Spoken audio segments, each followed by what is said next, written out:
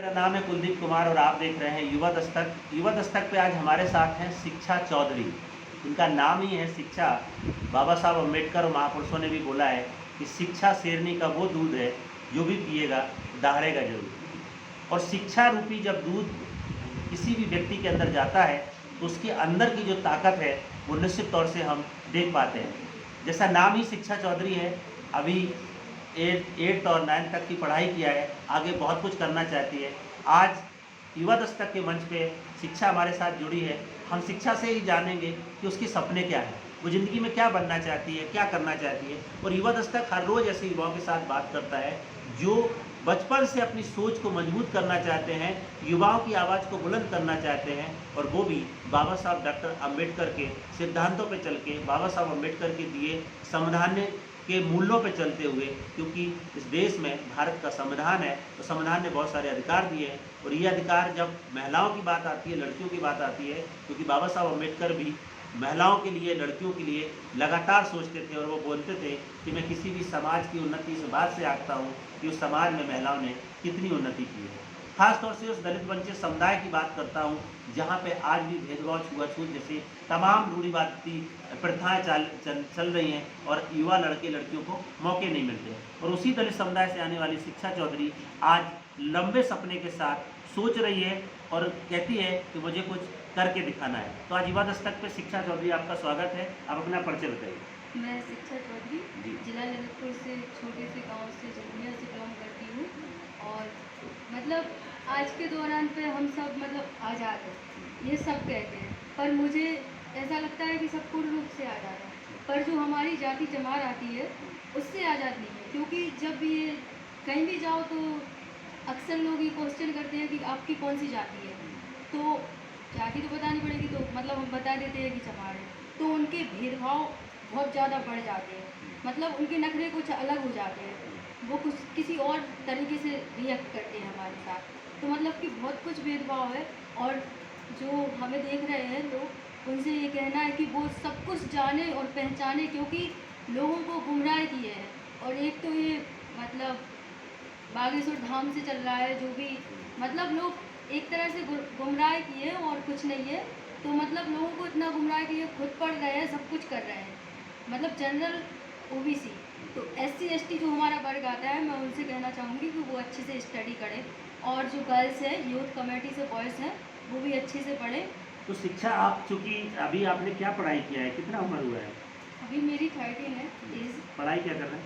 और मैं अभी 8th में पढ़ती हूँ। 8th। तो कक्षा 8 में पढ़ने वाली शिक्षा जाति की बात कर रही है। ये आपको सोच कहाँ से आई कि जाति का, कब आपको पता चला कि ये बड़ी जात है, छोटी जात है, नीची जाति, ये दलित हैं, ये चमार हैं, या अलग अलग जो जातियाँ हैं, इसका सोच और समझ कहाँ से आपको पैदा हुई? ये इस तरीके से मतलब समझ में आया, क्योंकि जो गांव होता है उसमें अक्सर ऐसी प्रॉब्लम्स ज़्यादा आती है। वो चमार की लड़की है, वो पंडित की लड़की है, वो ठाकुर की है, ये सब ज़्यादा होता है।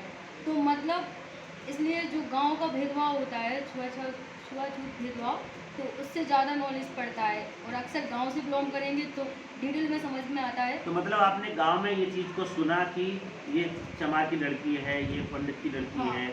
आप सोच सकते हैं कि जब गांव में युवाओं के साथ ऐसी सोच रखी जाएगी तो निश्चित तौर से उनके दिमाग में वो जातिवादी मानसिकता पनप जाएगी। उसी जातिवादी मानसिकता पर सबसे बड़ा प्रहार डॉक्टर अम्बेडकर ने किया, इस देश को संविधान दिया। तो आप कब अपनी लाइफ में बाबा साहब को जान पाए, संविधान को जान पाए? मैं मतलब मेरे घर में ऐसा है कि मतलब शुरू से ही बाबा साहब की प्रतिज्ञा रखी गई है और उनको माना गया है। सब लोग मतलब बाबा साहब को मानते हैं। तो तब से मैं बड़ी हुई हूँ, तो तब से मैंने कभी नहीं सुना भगवानों के बारे में, कभी इन सब चीज़ों में इंटरेस्ट ही नहीं दिया माँ बाप ने। और हमेशा ये बताया कि डॉक्टर भीमराव अम्बेडकर थे, सावित्रीबाई फुले थी, इन महान व्यक्तियों के बारे में बताया, इसलिए मुझे इन सब चीज़ों के बारे में नॉलेज हुआ। बहुत बढ़िया। तो अभी आपका क्या दिनचर्या रहती है और क्या करना चाहते हैं? आप पढ़ाई कर रहे हैं, 8th तक पढ़े हैं, उसके बाद आप इतनी लंबी सोच रखते हैं, आगे ज़िंदगी में क्या करना है? अभी मुझे इंटर करनी है बहुत अच्छे तरीके से, पूर्ण रूप से स्टडी करके, और फिर इंटर के बाद ग्रेजुएट भी होंगी, और फिर UPSC की तैयारी भी करनी है। तो उसमें IAS की लाइन में जाऊंगी। लोग, कई बच्चे जो रहते हैं वो कहते हैं IAS IPS बनना है, ये करना है, वो करना है, मतलब बहुत बड़ा वो पहाड़ बनाया उस चीज़ को। तो ऐसा कुछ नहीं है। हम जब तैयारी तो सब कहते हैं तैयारी करना है, मतलब बहुत अच्छे से करना है और मतलब अच्छे से तैयारी करके आईएएस बनना है। हाँ। निश्चित तौर से ये जो शिक्षा बोल रही है कि पढ़ाई को एक हवा बना दिया है कि अरे आईएएस पीसीएस, लेकिन शिक्षा कह रही है मैं वो करके दिखाना चाहती हूँ क्योंकि उस सपने के साथ। क्योंकि वो इसलिए है कि कहते हैं कि वो बहुत बड़ा है, तो इसी के लिए दो लाइन्स भी आती है कि मंजिल चाहे कितनी ही बड़ी क्यों ना हो, मंजिल चाहे कितनी ही बड़ी क्यों ना हो, रास्ता हमेशा पैरों के नीचे ही होता है। ये बहुत especially- बड़ी बात बोले हैं, मंजिल चाहे कितनी भी बड़ी हो, रास्ता हमेशा पैरों से ही निकलता है। ये क्या बोलना यूथ के चाह रहे लिए है, हैं? यूथ लड़कियों के लिए और स्पेशली लड़कों के लिए भी है, ये सभी के लिए और जो देख रहे हैं उनके लिए भी है। वो अपनी सोच बदले, इसको सुनकर और ज़्यादा मतलब अगर जहाँ तक जाती है तो वो अपनी ज़्यादा से ज़्यादा सोच बदले। जी। तो सोच बदलने की बात कर रहे हैं और मंजिल तक पहुंचने की बात करते हैं। निश्चित तौर से कहा गया है कि मंजिल उन्हीं को मिलती है जिनके सपनों में जान होती है, पंखों से कुछ नहीं होता, हौसलों से उड़ान होती है। तो निश्चित तौर से शिक्षा उसी हौसले के साथ आगे बढ़ रही है। शिक्षा आपके आसपास की जो लड़कियां हैं उनके अंदर क्या माहौल है? क्या वो आपके तरीके से सोच पा रही है या फिर वो घर में बैठ जाती है? मैं मतलब कई लड़कियों से मिली हूँ अभी, कई मुझसे बड़ी होती हैं और गांव के प्रभाव में ज़्यादातर मिली हूँ लड़कियों से और अभी शहर में भी मिली हूँ लड़कियों से। मतलब कई लड़कियां हैं जो अपना लेवल स्टडी अच्छे से कर रही हैं और उन्हीं में से कई लड़कियां आती हैं जिन्हें पता ही नहीं है कि हम क्या है, हमारी कास्ट क्या है। उन्हें लगता है हमारी लाइफ फैंटास्टिक चल रही है, कुछ नहीं है, मतलब जैसे होगा गुजर जाएगा, सब कुछ हो जाएगा। लेकिन वो लड़कियां जाने समझे, मतलब उन्हें अपने बारे में कुछ वो ही नहीं है कि पढ़ना है क्या करना। तो आपके स्कूल में जहाँ पे आप पढ़ने जाते हैं, क्योंकि आपने शुरुआत जाति से किया था, तो वहाँ पे किस तरीके आपने अपनी लाइफ में कभी जातिगत भेदभाव या अपमान या भेदभाव को महसूस किया है कि कभी आपको किसी ने अपमानित कर दिया हो जाति के नाम पे? या कई बार स्कूल में क्या होता है कि फीस जमा नहीं हो पाती है तो लोग दलित समुदाय के बच्चों को अलग अलग तरीके से ट्रीट करते हैं। रोहित वेमुला का केस आपने सुना होगा कि उसको अपमानित किया गया था। आपने अब तक के कैरियर में कक्षा 8वीं तक आप पढ़ाई कर रहे हैं, कभी ऐसी कोई घटना घटी जिसको आप बताना चाहें? मैं अभी 8th स्टैंडर्ड में पढ़ रही थी, तो क्या हुआ, हाफ ईयरली के एग्ज़ाम थे, तो मतलब मेरा पेपर था, फर्स्ट ही पेपर था मेरा, पहला पेपर। सोचते हो कितना एक्साइटेड होते हैं उसको देने के लिए। तो मतलब वो पेपर क्यों ऐसा हुआ कि हम लोग 4 हैं, एसडीएस विद्यालय से मतलब अटेंड करते हैं, तो मम्मी पढ़ा रही, उसकी फीस भी हाई फाई है तो नहीं भर पाई, तो मतलब उन्होंने हमें पेपर नहीं देने दिया है। क्या बोले? बोले कि मतलब आज तुम ये पेपर नहीं दे सकती। तो मतलब थोड़ा अजीब फील भी हुआ वहाँ ऑफिस से तब निकले, तो ऐसा बोला उन्होंने।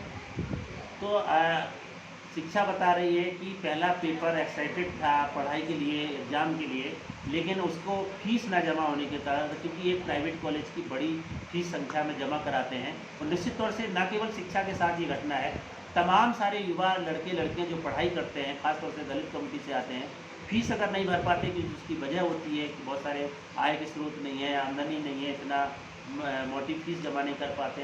कोरोना के समय तो बहुत सारे बच्चों से ज़बरदस्त फीस लिया गया, लेकिन ये जो अपमान दिया जाता है वो बच्चों के दिमाग पे घर करता है और वही शिक्षा के भी दिमाग पे घर किया है। और शिक्षा लगातार उस घटना को लेकर के सोचती है कि कैसे हम आगे इस व्यवस्था को चैलेंज कर सकते हैं। तो अभी आपने क्या सोचा है कि क्या करेंगे? आपके दिमाग में क्या क्या चल रहा है?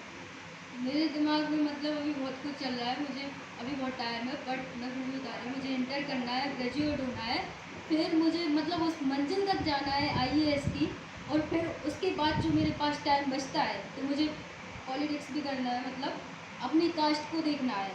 तो आपने बोला पॉलिटिक्स करना है, क्यों करना है पॉलिटिक्स? क्या लगता है पॉलिटिक्स में? आपने क्या सोचा पॉलिटिक्स के बारे में? मैंने ये सोचा कि मतलब बहुत से लोग हैं जो गुमराह हैं, हमारी चमार जाति से नहीं, एससी एसटी से भी, मतलब जितने भी कास्ट बिलोंग करती है सबको सब कुछ गुमराह है। उन्हें ये नहीं पता हम क्या हैं क्या नहीं है, लोग उन्हें पागल बना रहे हैं एक तरह से। तो लोग उनको पागल बना रहे हैं, इसलिए हमें पॉलिटिक्स करना है, राजनीति को समझना है कि किस वजह से हमारे युवाओं को भ्रमित किया जाता है। शायद यही शिक्षा कहने की कोशिश कर रही है। शिक्षा आज युवा दस्तक पे बहुत सारे लड़कियां और युवा आपकी कहानी को देख रहे हैं, आपकी स्टोरी को देख रहे हैं, और ये पूरी देश दुनिया में आपकी कहानी जाने वाली है। और तमाम लोग जो आपके अनुभव से सीखना चाहते हैं, जानना चाहते हैं, उनको आप क्या कहेंगे? उनके लिए क्या मैसेज है? उनके लिए ये है कि मतलब कुछ लड़कियां भी होती हैं जैसे वो घबराहट पैदा होती है उनके अंदर कि पता नहीं ज़िंदगी में क्या होगा, क्या करेंगे, तो मतलब ज़्यादा कुछ नहीं है, क्यों डरे कि ज़िंदगी में क्या होगा, कुछ नहीं होगा तो तजुर्बा तो होगा। बहुत तो बढ़िया। आप अपना मतलब इतना समझें, आप इतना तो पढ़ लें कि अपना हक अधिकार जानने लगें। तो स्पेशली शिक्षा बोल ये रही लड़कियों है, के लिए है। यस, शिक्षा बोल रही है कि क्या जिंदगी, क्यों सोचे कि ज़िंदगी में क्या होगा, कुछ नहीं होगा तो तजुर्बा तो जरूर होगा। निश्चित तौर से बहुत बड़ी पंच लाइन है जिसको युवा सीख सकते हैं, युवा सोच सकते हैं और अपने आप को मजबूत करते हुए आगे बढ़ा सकते हैं। अंत में शिक्षा कुछ और कहना चाहेंगे आप? बस यही है, मेरा नाम भी शिक्षा है तो उसी के ऊपर मैं अपने थॉट के हिसाब से ही रखती हूँ इसे हमेशा। अपनी लाइफ का ये सबसे इम्पोर्टेंट थॉट है मेरा। Education is a best success in the life. शिक्षा से आप हर एक सफलता प्राप्त कर सकते हैं। तो शिक्षा का यही संदेश कि शिक्षा से आप हर एक सफलता हासिल कर सकते हैं। आज हमारे साथ युवा दस्तक पे शिक्षा आई और बहुत बेबाकी तरीके से उसने अपने अनुभव और अपने संघर्ष को साझा किया, अपने सपनों को साझा किया, क्या करना चाहती उसको साझा किया। निश्चित तौर से तमाम युवा साथी आप शिक्षा के उससे सीख ले सकते हैं। शिक्षा जैसी लड़कियां जो अलग अलग क्षेत्र में काम कर रही हैं, युवा दस्तक ऐसे युवाओं के साथ जुड़ के आगामी 25 साल के विजन के साथ काम कर रहा है ताकि हम इस देश में युवाओं की आवाज़ को सामूहिक रूप से बुलंद कर सकें और वो भी संवैधानिक मूल्यों की बात, वो भी युवाओं के नेतृत्व की बात, युवाओं की लीडरशिप की बात कि युवा कैसे इस देश के नेतृत्वकर्ता बने, कैसे युवा अलग अलग क्षेत्रों में जाकर अपनी पहचान बनाएं और वो बदलाव की बयार को अपने गांव से शुरू करके पूरे देश और दुनिया में लाते हुए इस देश में युवाओं की सामूहिक आवाज़ बुलंद करें। आज की चर्चा में इतना ही, कल फिर मिलेंगे एक नए युवा साथी के साथ। तब तक के लिए नमस्कार, जय भीम, जय संविधान। देखते रहें युवा दस्तक।